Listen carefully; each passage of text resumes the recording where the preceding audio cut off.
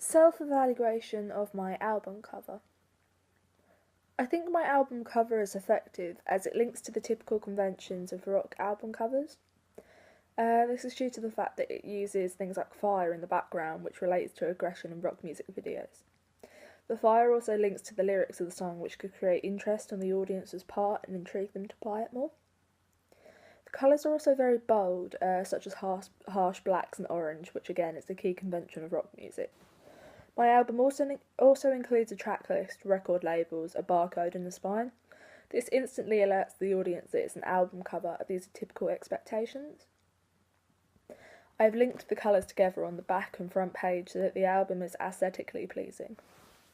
The harsh colours and bold font will instantly grasp the audience's attention, causing it to become successful. In relation to my audience's expectations, which I found out during my audience research, I've created an interesting colour scheme which my audience deemed to be important. They also suggested that I have an eye-catching title, which I believe I have been successful with by using a bold font. They also expected there to be some form of information on the album cover.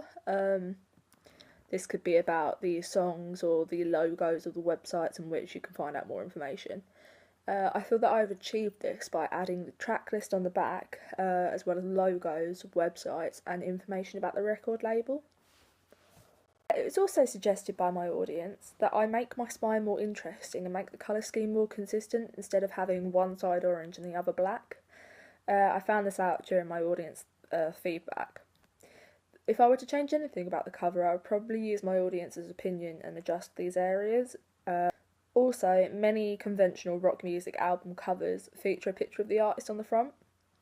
I decided when making it this wasn't actually appropriate and that it would be better to make my own album cover about fire, as this is the theme of the music and the title. I thought that might create a bit more interest on the audience's part than just a picture of a face. This goes against album cover conventions, but is still successful as I still produced an eye-catching cover that has a better link to my music than it would have by including a picture of the artist on it.